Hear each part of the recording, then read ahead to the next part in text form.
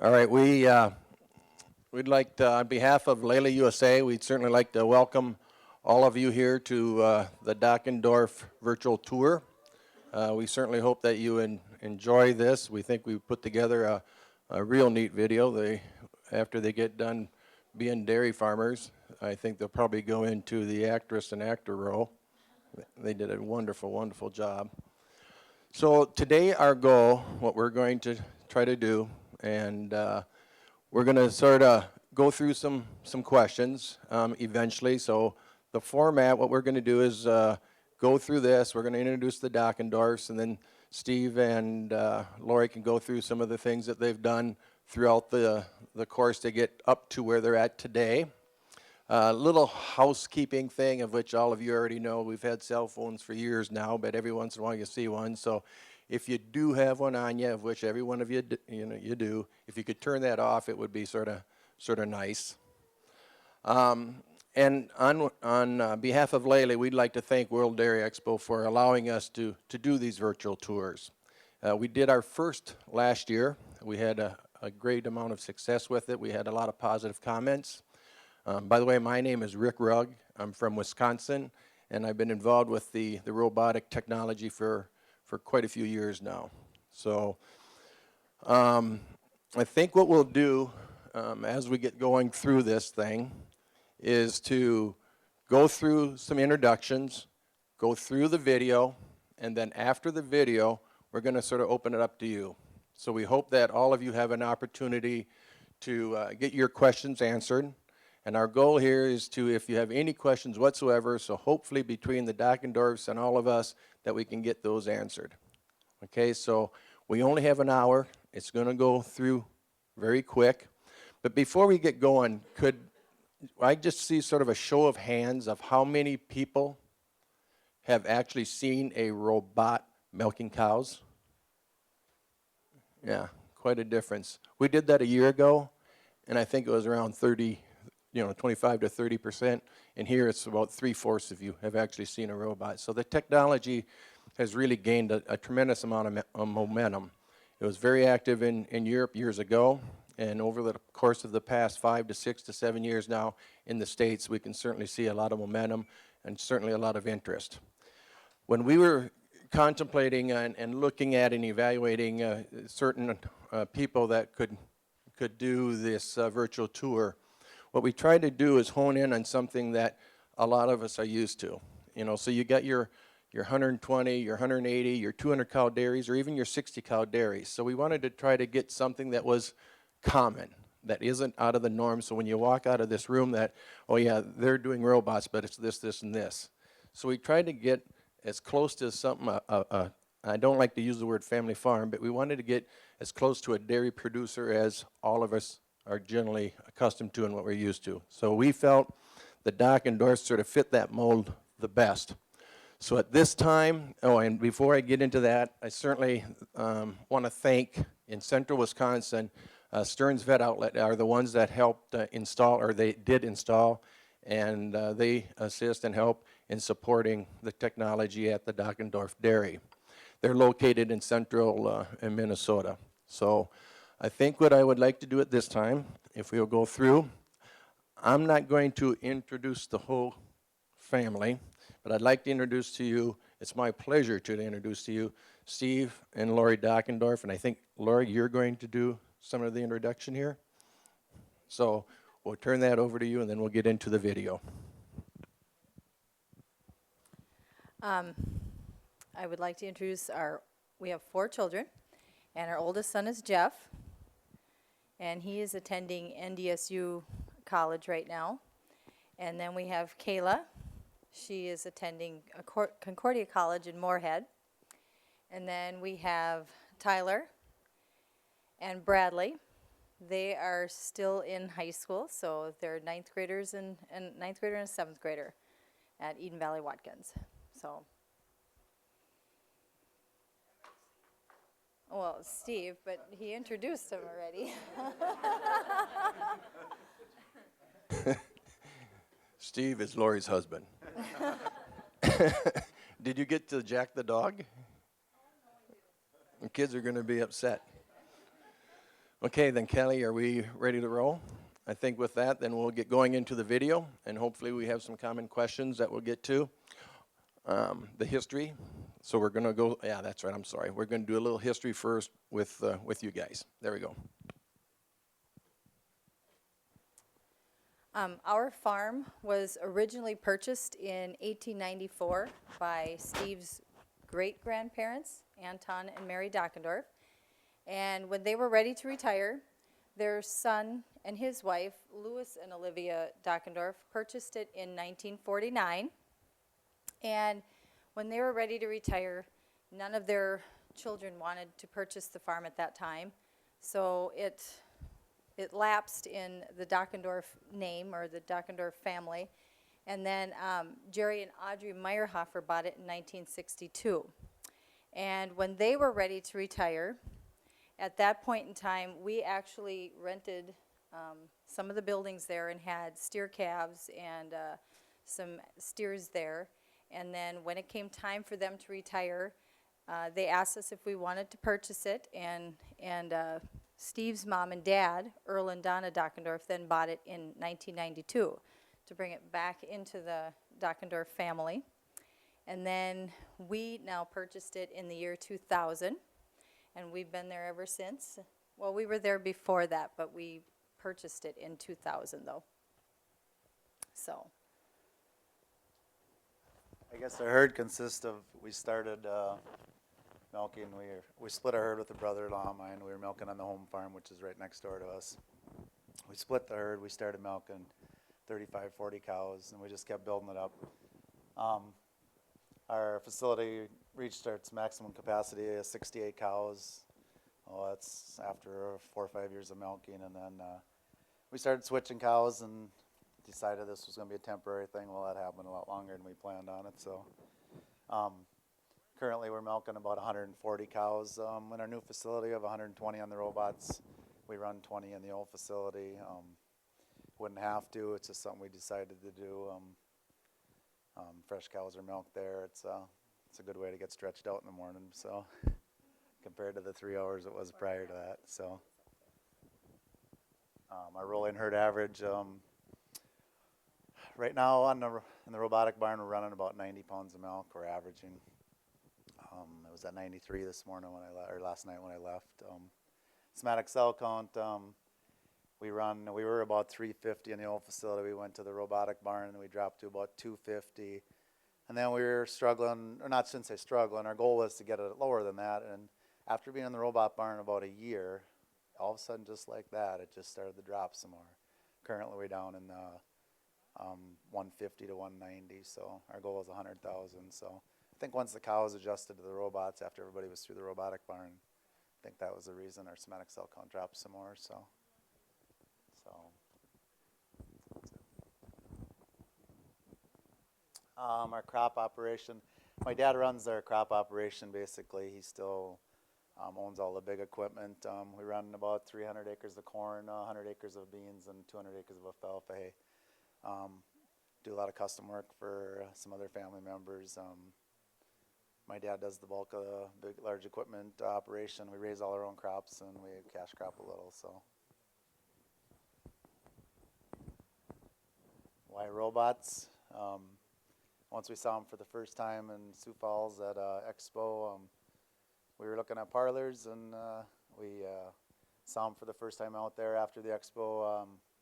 Some of the Lilly people took us out to see some robots, and we went home from there, and it's been a vision for robots ever since. So.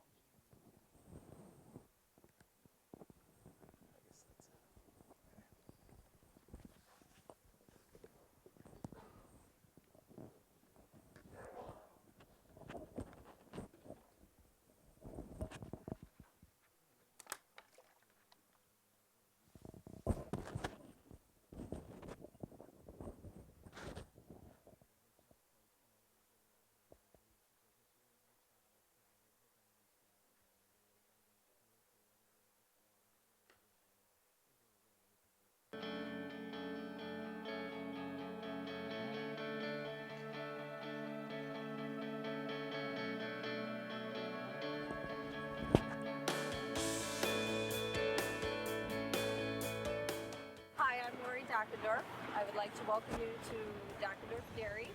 We're just about 2 miles north out of the town of Watkins. And we'd like to give you a tour of our farm today. The farm was originally purchased in 1894 by Anton and Mary Dockendorf. And it was purchased by their son and his wife, Louis and Olivia Dockendorf, in 1949.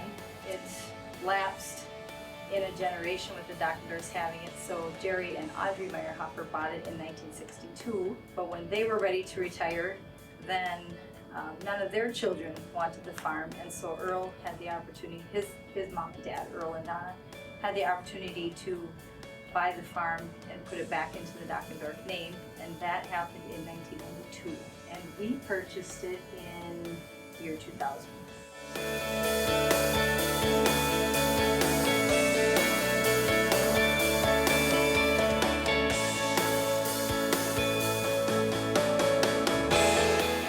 We started with about 35 cows or so when we split the herd with my brother-in-law and I and my dad's home farm. From there we've just added more cow numbers and grown with them. And the old barn held 68 cows, we had that full, and then we had a few extra. We started switching cows and did that, and one of the kids would be born and we'd quit switching cows, and then we'd go back to switching cows, and then we'd have another kid and we'd decide that's too much work, so we quit switching cows. And eventually it ended up being we were switching 35 cows, and then we were milking over 100 cows in the old setup, and we knew we couldn't keep that up. It was supposed to be a temporary thing. So we started going on dairy tours, looking at barns. We were going to put in a parlor, and went out to Sioux Falls, South Dakota to a dairy expo out there, saw robots for the first time out there. Came home after that, my wife looked at me and says, "We're putting in robots."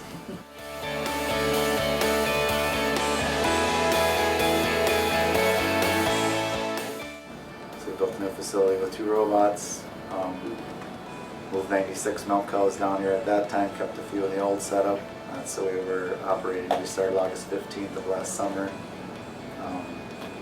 Currently we have about 115 head down in the robot barn, and we're milking about a dozen cows in the old setup.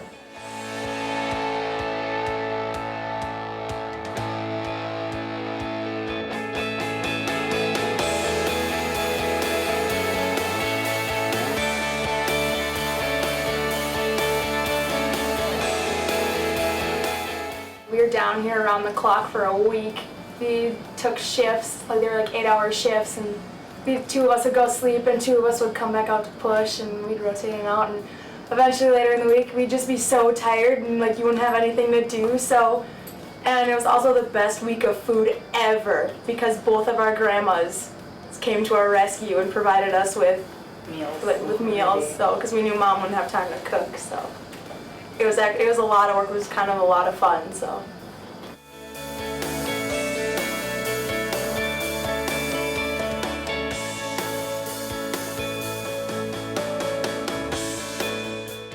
Just the adrenaline from the excitement of watching those cows go through the robots was just, Yeah. it was just kept you going.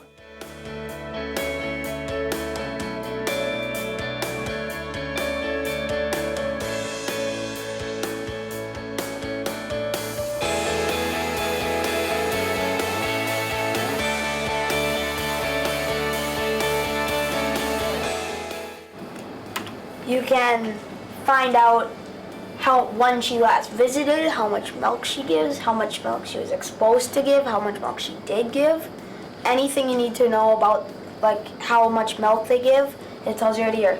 649 is her top cow. She's giving 135 pounds.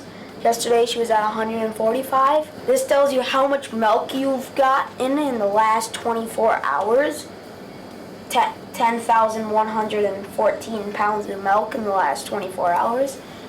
Our average is we're bumping around kind of 90. We're staying around that area. Our milkings per day is about 3.1 per cow, That's how many times I get milked, so about every 8 hours. You can learn about anything you really need to know on this computer. You can look up a cow, you can learn anything you need to know, so. A lot of the information that's on the computer in the office, we can access right out here if we want. So if we're working in here and we just want to look at a cow that might be out too long or how much she gave recently, that information's all on this screen too. It's all touch screen.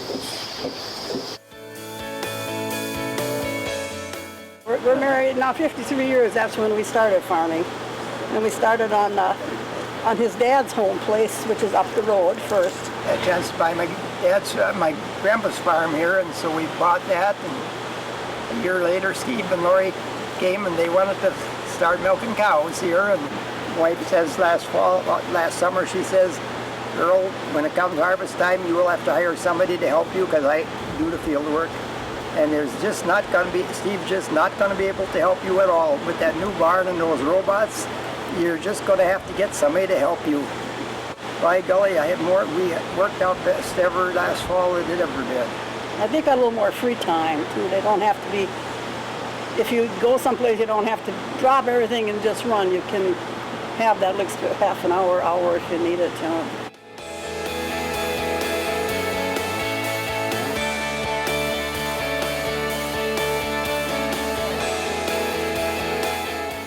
How it works is the cow will come in, it will register her number through the ID collar that she wears. Once she's registered, her tag number and her expected yield and her weight will all pop up in the screen. And once she's entered, the laser will target her.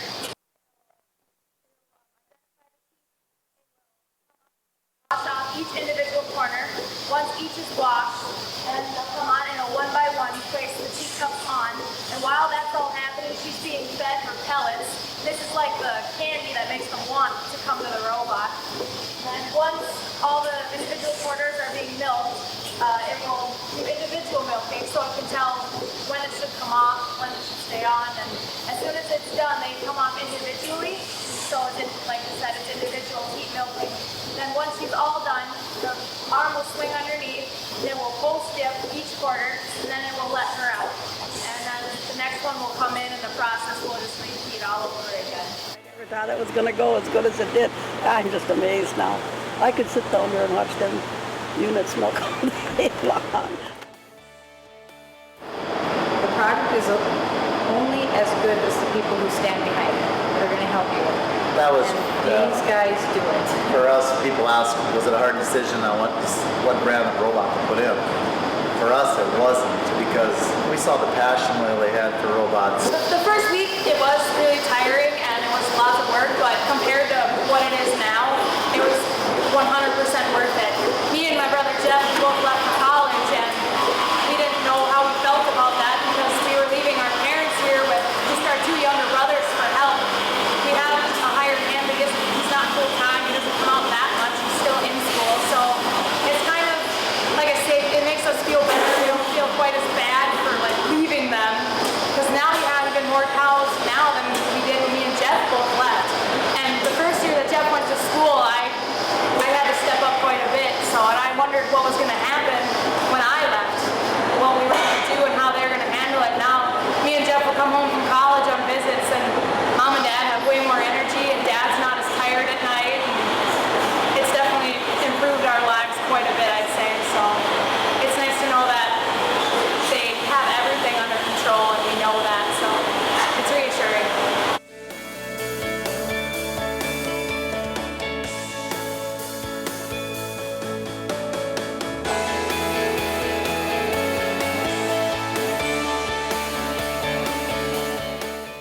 It's called a Juno feed pusher.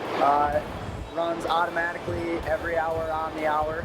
It gets closer and closer to the curb every time it makes a pass, and then it's programmed at a specific time of the day when we feed, it backs off again, so it's not as close to the curb. Every time it starts up to run, it makes, it beeps and makes this noise. The animals know that. So a lot of them, it stimulates them to get up and eat. So we don't have to sweep out a lot of mangers. There's very little feed wasted because the feed's always done.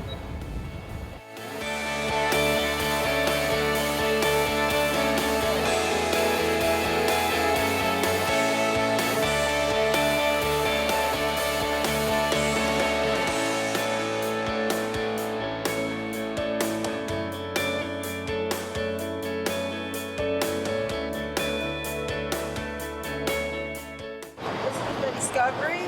This cleans the slats every hour on the hour, and it does the whole barn.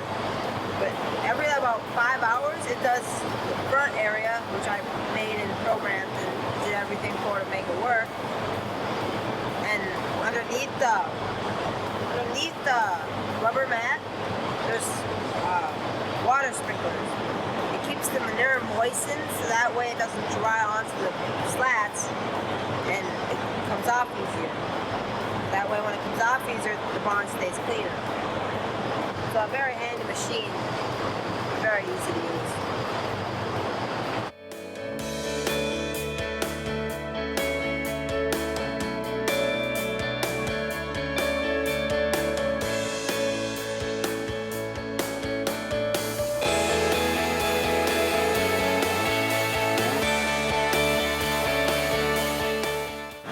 Lately, representatives kept coming with people all the time. Finally, they told us, we should just do an open barn and let people see what they want to see, and it'll cut down on the visitors. We had a nice turnout. We estimated over 500 people, and it was kind of interesting to see the people, like facial expressions, I guess you should say, when they walked in. And our robot room was packed solid from about 15 minutes before we were supposed to start till an hour after we were supposed to end it. And everybody would walk in, and it was just fun to watch them. They'd look at the robots and they'd be like, oh my gosh, this is unbelievable. So I guess I told everybody it was the same thing we had and saw robots for the first time.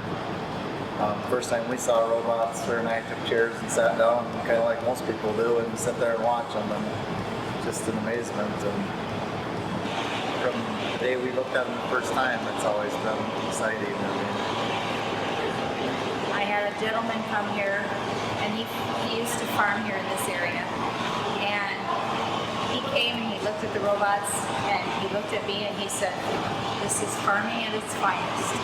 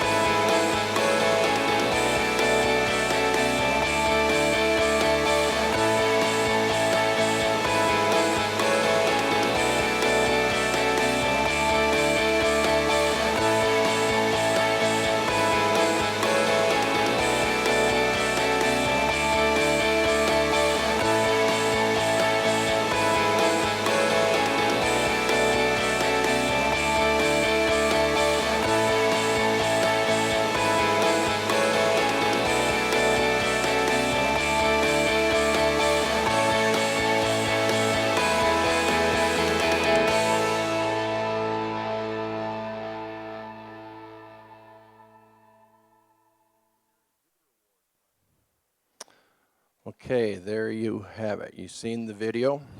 And before we get into some questions and everything, I'd like to give a big thanks not only to the Dockendorf family for letting them impose on their operation at home, but I'd also like to thank our marketing firm as AKC with Leslie and Kelly, and thank you for helping the Dockendorfs put this all together. You did a great job, and we thank you very much for it. So I think what we tried to do here to stimulate some questions and get this thing. So we got 30 minutes of open-ended questions, and I guess the way it stands, anything goes until we hear something differently, right?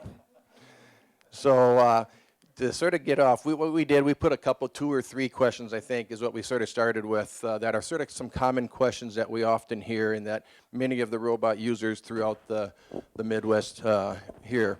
So also, before you get that, you can truly see that this is a family farm operation. I mean, all the kids are very actively involved, and the parents let them be involved, and so we have the utmost of respect and their ability to take care of the cows and their ability to manage a dairy and do it the right way. So wonderful job, and I like the way you do with the 4 kids. Awesome. Okay, so one of the common questions is, at this time, I'm going to invite Steve and Lori and all the kids. Let's get them all up here. And so you stand right up here, and we're going to have the questions. So we just make this a very informal session where where we ask the questions, and you can pick which one of them that you want to answer the question. And the first one, let's just start out with is how many fetch cows do you have? And the terminology of a fetch cow is a cow that has not been milked over a certain period of time, that you go to this list and say, okay, this cow needs to be milked. Okay? So whoever wants that, Steve, how many Yeah. fetch cows? I guess I can touch on that. Fetch cows was a hard thing at first, where you'd see a cow over 12 hours, and you're used to in the old barn milking cows every 12 hours. Always tried to be as consistent as we could. We got into the robots. See a cow over 12 hours, you'd be panicking. It's like, oh, she's at 13 hours. We got to go get her milked. So, well, after we've had them for a while, you start to figure out that some of these cows don't need to be fetched. Currently, we fetch. Every day varies depending on a lot of things in the barn. Some days it's just cow activity or weather.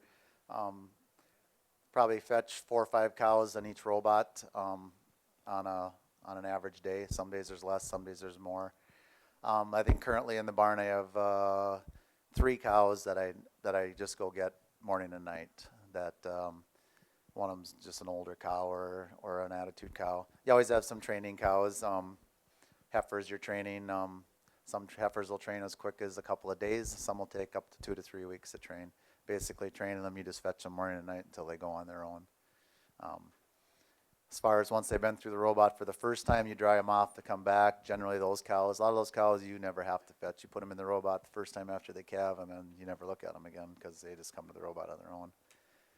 You get a very few cows that you'd have to get a second or a third time. So, as far as time for fetching cows, like now we watch a little closer.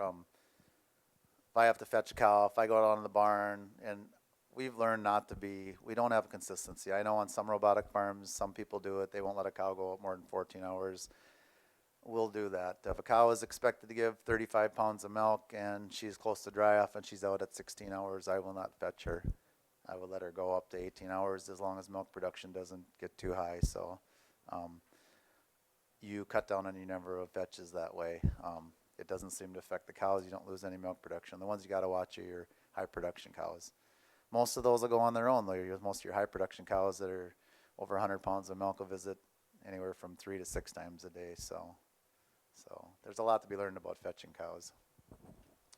Very good. Okay, another common question that often comes up is how long does it take to transition to a robotic milking? So basically, how long is your training period? And I guess that's open to whomever wants to. You want me to do that too? Okay.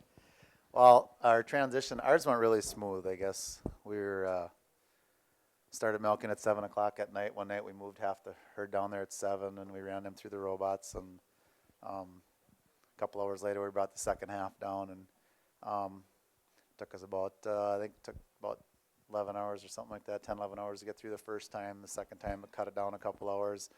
Take about 3 days of, pretty aggressive transitioning to the robots. The first time you actually have to, actually push a lot of cows to the robot. Couple of high school kids that played football helps. So, after the first time, the second time generally went better. By the time the third time into the robot, a lot of the cows you just basically walk behind them and tap them on the back of the feet a little bit. But it was after 3 days it went a lot better. It was about a week of fairly, keep moving. So I think it was pretty 2 weeks before we really ever left the barn. One of us, So my thought process was the more aggressive we were at the beginning, the better luck we would have, and I think that's what we saw. After a week, the first week we penned the cows in 3 groups. In one group, you'd put every 8 hours. Your goal was to get every cow through the robot in 8 hours, and then start over. So after a week, we dropped the gates, and then I think we had about 50 to 75% of the herd visiting the robot. Then we'd put the group to the robot, let as many go as they wanted to, and then we'd push the rest before we brought the next group up. So, but like I said, after 2 weeks, milk production started to increase already over the old facility, which I was amazed. I thought my goal was to be 6 months to be back where we were in the old facility. 2 weeks, we were already over and above it. So for us, it's just been an uphill ever since we've been on them. So. Okay, and then another one, and then we're going to open it on up. But another question that often comes up is, well, how's the milk quality or the somatic cell affected, and how is the herd health now compared to before? So like I said earlier, somatic cell count was a big concern of ours because we had a lot of somatic cell count issues in our old facility. That was one of the biggest reasons we were excited to get into robotics. We had Staph aureus in our herd, fairly high contaminated herd, so going into the robots with about a 450,000 somatic cell count. Like I said, currently we're down under 200,000, so and our goal is 100,000 or less. So I think it'll be achievable another year, so we get rid of some of these older cows that have chronic history problems. So Good. All right. And then with that, I think what we'll do is just open this up. So if anybody has any questions, and Brad, you got a little gift for everybody that answers the question too, right? Show them what it is. Yeah, a little, there you go. A little hitch for your trailer, or your trailer hitch. Okay, any questions? One in the back here. Let's start back here.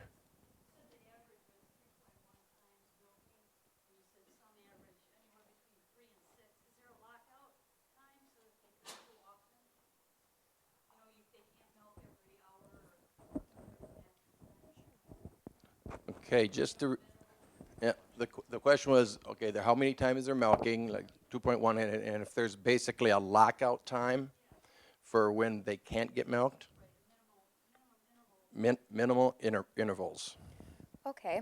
Well, how that works is there's like they have caller IDs and like that gets read when they go inside the robot, and if it reads their ID and it'll document like when its last milking time was, and if that was too previous or they're not expected to give a high enough yield, the robot will not milk them. It will kick them out. So the gate will open, swing, and no feed will be dispensed, so the cow has no reason to stay inside, so then she walks out. So it's all just in the tagging. If they've been milked previously, they don't get milked again. right. Currently we have ours set at 17 pounds. If a cow comes in the robot expected to give less than 17 pounds of milk, it won't milk her. 17 pounds or 4-hour interval. That's why you can adjust your parameters. As you try to crowd the barn, your goal with robots is to get as much milk out of the minimum amount of cows you can. It's not about how many cows we can get through this robot. Our goal is how many cows. We watch milk production on the robots, how much milk we're getting from the robot. You start to overcrowd the barn, like I said, currently we're at 120 cows. I've talked to guys that have put 125, 130 on them. They'll see more cow numbers. Milk production does not go up. Your ideal goal is to maximize milk per robot with the least amount of cows possible.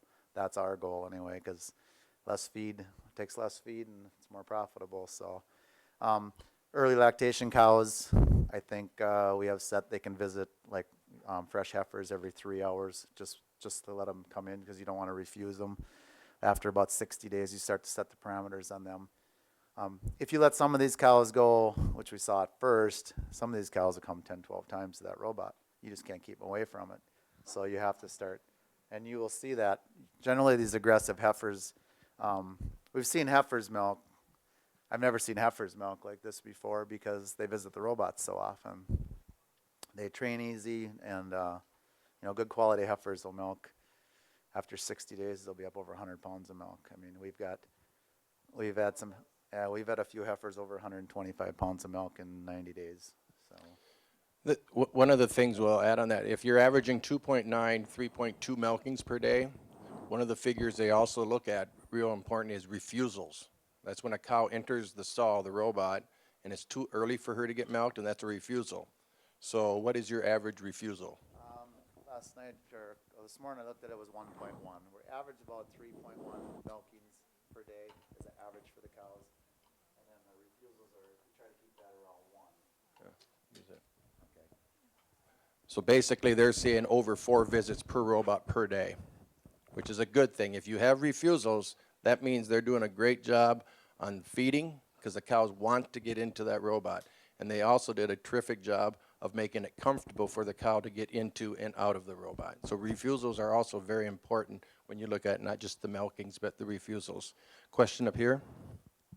Yes, I see that you had the slatted floors. I was wondering how the cows, were you on slats before? Or the feet and legs, how are you dealing with that? I know my college professor said that a dairy cow couldn't live on slatted floors. Yeah, we hear that a lot. I grew up with slats. We raised young stock on slats. The only thing I didn't have on slats was my dairy cows. So when we built this new facility, I had everybody from the banker to farmers telling me, why you on slats? This all comes down to labor efficiency, I guess. Our barn is very labor efficient. That was our goal building it. I didn't want to be, not that I didn't want to be in the barn. I did not want to spend a lot of time working around the animals, because I figured with robotics, the less time you disturb the cows, the better. So with slats, that allows us to, we're not chasing cows around the barn because we want to get in there to clean the alleys. As far as the cows, back to your question, as far as the cows' feet and legs, we put in 6 feet of rubber mats along where the cows stand on the slats, so they help out with this for the feet along the feed alley. We do not have a lot of trouble on the slats. Cows aren't on the slats that much. Our stalls are full. We put in water beds, minimal amount of bedding to go along with the slats. Our cows are basically, we have more comments when people come to visit our barn that on a dairy tour they had been to 4 other barns before us, and I heard the comment come from several farmers that this barn has the most cows laying down out of all the barns we visited. So that helps a lot. You know, you got cows standing around in the alleys a lot, you have more trouble. We run foot baths once a week out of the robots. We set it up, designed it for that. Like I said, I don't think we have any more trouble than anybody else does. So, Great question, thank you. Another one over here? Did you design the barn for expandability to utilize the milk handling equipment? yes, we did. We have currently have 2 robots now.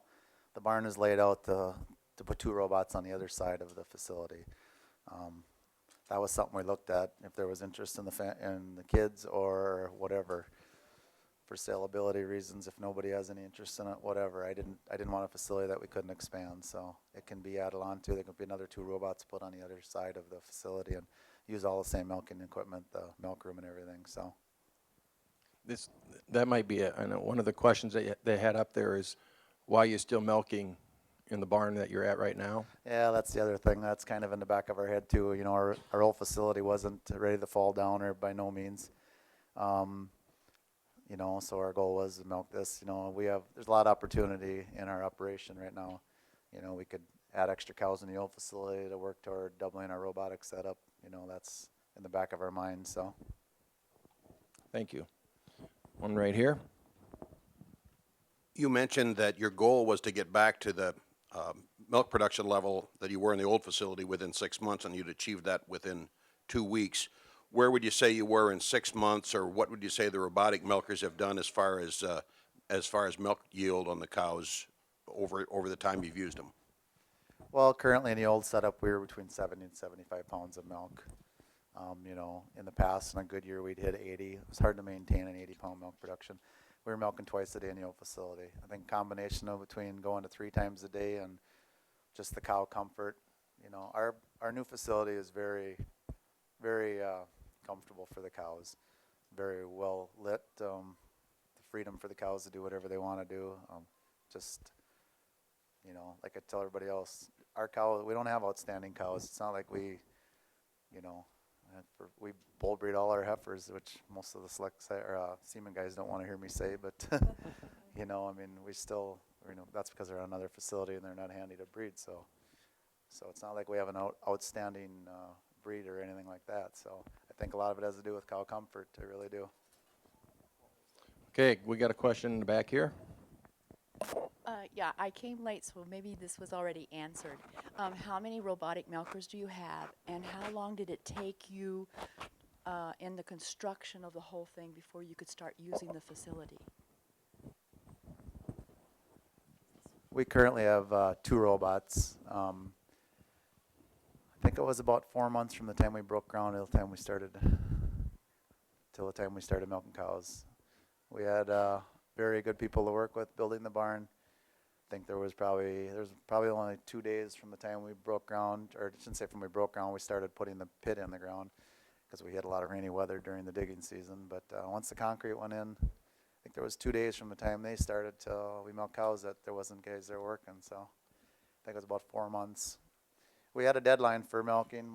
Jeff was going off to college, and he was there to help build the barn. I want him to be there to help start milking the cows in it. So told everybody what the deadline was, and the day before, everybody kept asking me, "Are we really milking cows in here tomorrow?" And I says, "Yes, we are." So we put light bulbs in it. Light bulbs showed up for my lights at noon, and milk inspector was there at 2 o'clock, and everybody finished up around 5. And I think as soon as they got the final details done at 7 o'clock, then the Lely people were like, "We're really milking cows tonight?" I says, "You know what?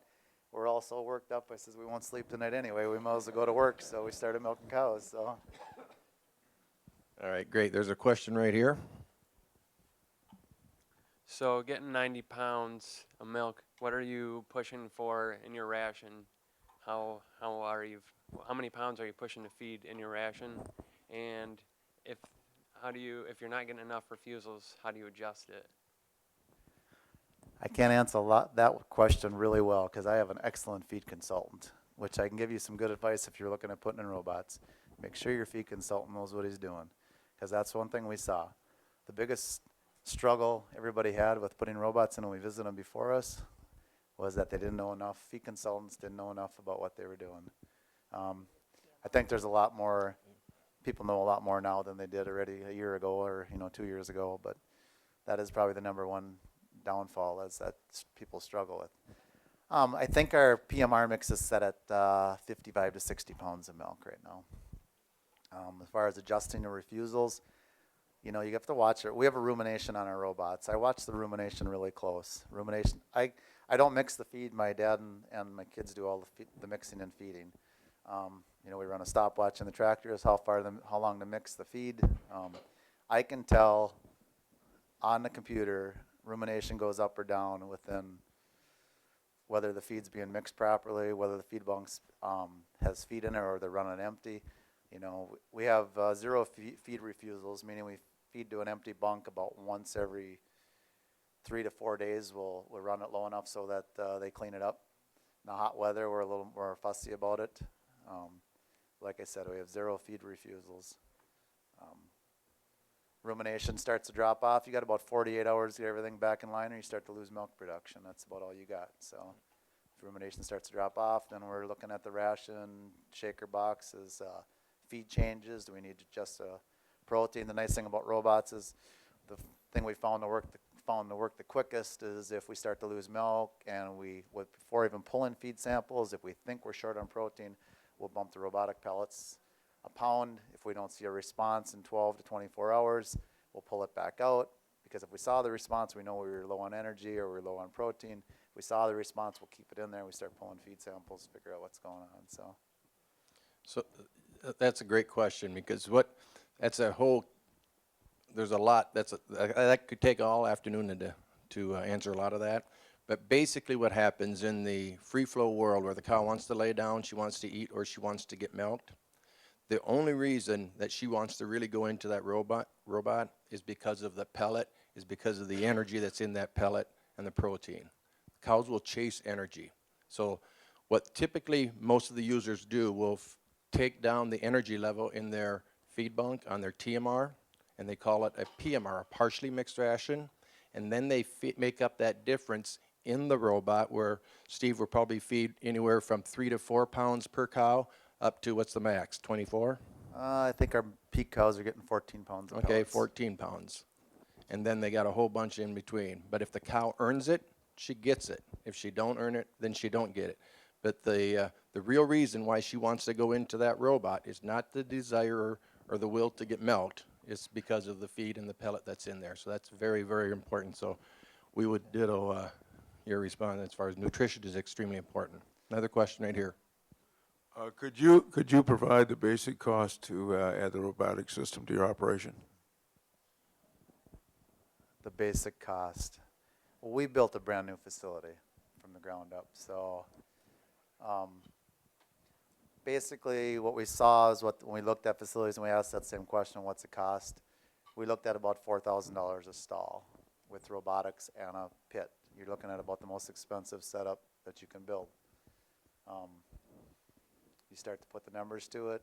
People said you can't cash flow it, you can't cash flow it. We could. We can't cash flow it with 60 pounds of milk, I can guarantee you that, so not on a brand new facility. But we could cash flow it with decent milk production. We're exceeded that by a fair amount of our cash flow already, so yes, that's a big concern is how much you spend. So. Okay, over here on the side. Could you talk a little bit about repairs and maintenance of the robots? What are you seeing? I know they're new, but what are you expecting? And talk about how long you think they're going to last. Well, we figured the life expectancy of the robot to be at least 10 years. I don't know. That's 10 to 20 years, or 20 years, I guess, the robots. I guess we're figuring scheduled maintenance is part of it. We do a scheduled maintenance every 4 months. They come out and we do what they call scheduled maintenance. We change some of the wear parts and to keep them up and run, try to avoid downtime. So most of the stuff anything that goes wrong it's simple things. It's a rope or a hose, or it's fairly simple. And like I said, it's like anything. It's mechanical. It's going to have its wear points. I can answer a lot of those questions a lot better 5 years down the road, But from what we've seen and talked to other farmers with them, you do a good job with scheduled maintenance, you won't have a lot of trouble.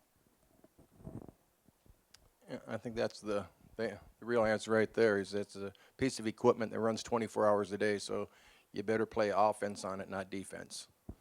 That was the other thing. People talk about how expensive robots is. That's what we hear all the time. We heard it from the day we were looking at it. It was the same words that came out of my parents' mouth when we looked at them for the first time. Everybody thought we were crazy. We came home. We talked about this amongst ourselves for a long time before we ever opened our mouth to anybody else, because everybody thought we were crazy. So you talk about how expensive it is. I looked at my dad one time. I says, "What'd that new combine cost you? How many days of the year do you get to use that?" And then you start and then he was like, "Yeah, okay, so this thing runs 24 hours a day, 7 days a week, and I go out there in the morning. It's the first time we have something that's actually getting something done, and I'm not there working." So. Okay, anything on this side of the room? Here's one right here. I'm curious what your procedure is as far as identifying cows that need treated and what you go through to take care of the mastitis cow.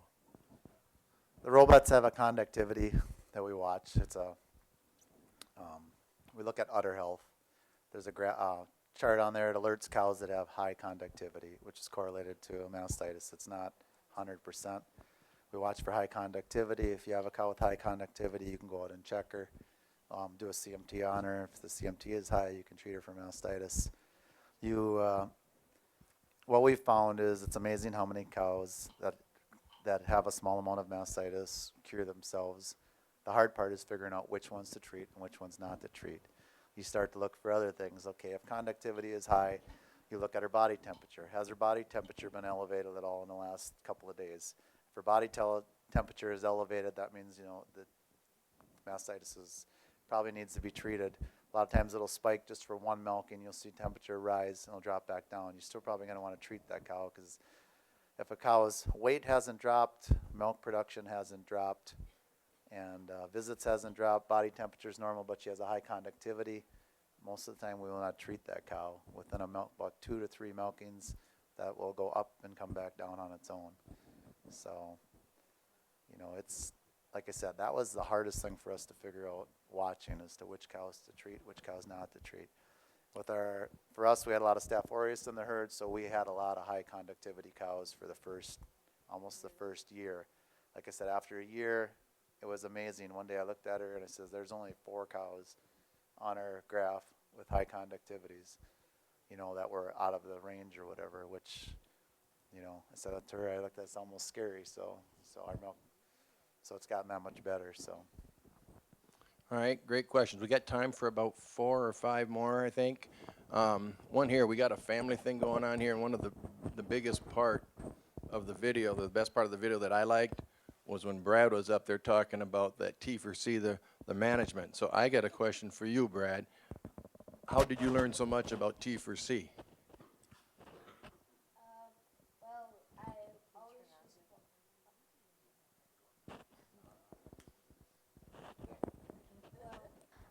My dad, when Laley was explaining it to him, I was always kind of there, just kind of interested to see what it was, and you know.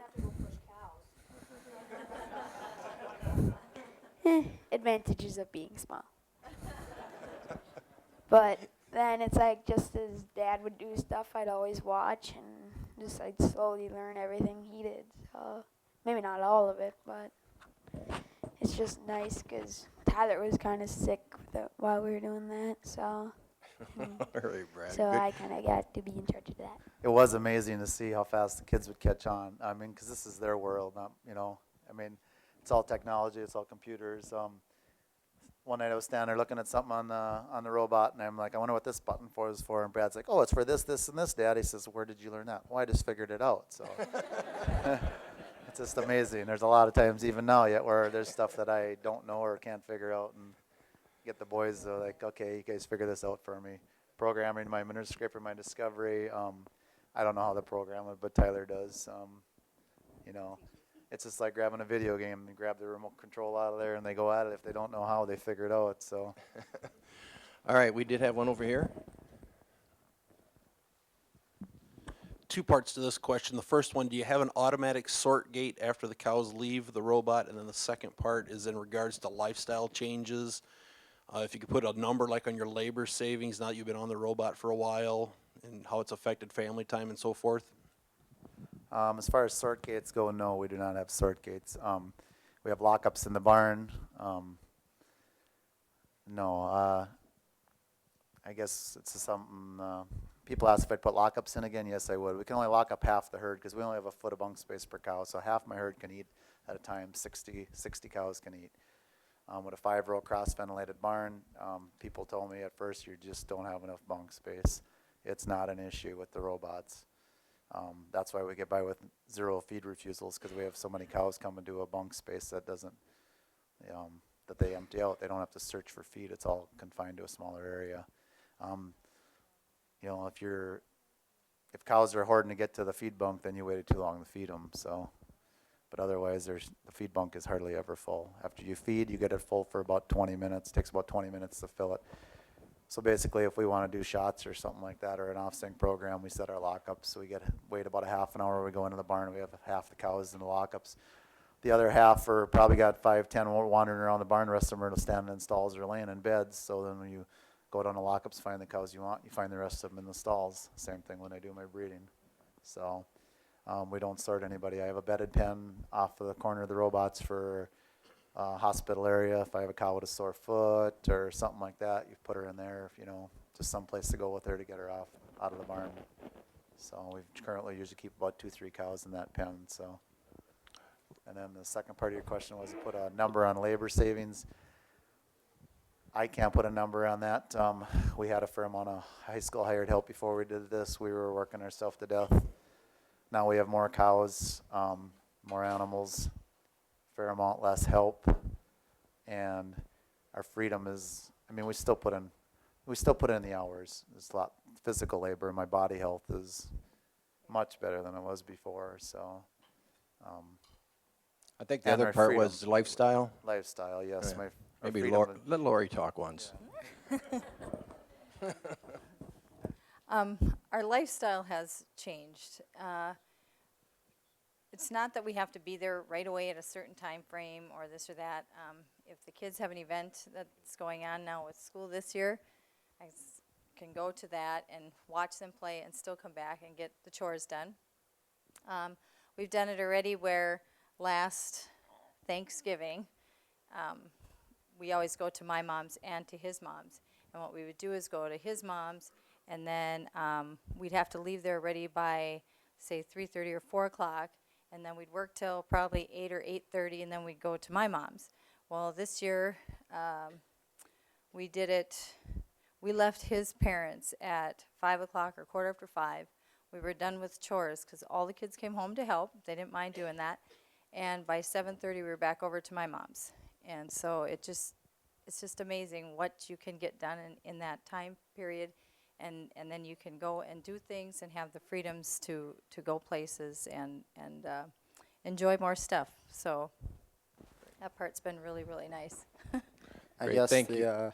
the major part, like she was talking there, is the work is all still there, but when you really have a time where you need to narrow your chore time frame down as much as possible, you can do it in a third of the time. Do all your chores. You don't have to take that extended time to milk the cows all by hand. So. And we've done it already too now this fall when we're doing chores and doing field work. He just can stay out there and he can do the field work, and I can do with one of our sons, and maybe our hired help will come once in a while, but we can do all the chores. I can feed the calves, I can feed the young stock, take care of the robot barn, and just take care of everything that needs to be done. And he might come home for an hour, and then so everything just flows so much better, even with the field work and everything else that's going on. You don't have that timely milking. You don't have to, used to be 3 hours, otherwise be there at 5, so 2.5 to 3 hours of milk in morning and night. It's just not there.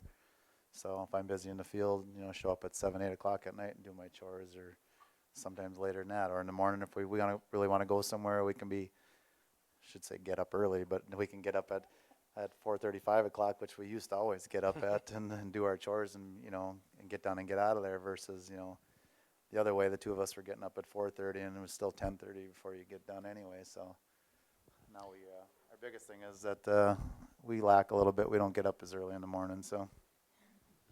All right, we got time for two more? One more. Well, we have one more in the back here. I wondered, did your production drop much this summer, and what kind of air system or did you put in the new buildings? We have a cross-ventilated barn, 5-row cross-ventilated barn. Milk production did drop for a few days. We added an extra baffle in our barn to bring the air back down to the beds. Then a couple of days we picked up milk production. I think we lost milk for about 2 weeks, so after that we popped back up. My feed consultant was there one day shortly after the hot weather, and he was just amazed at how fast we picked our milk production back up after the hot weather. So.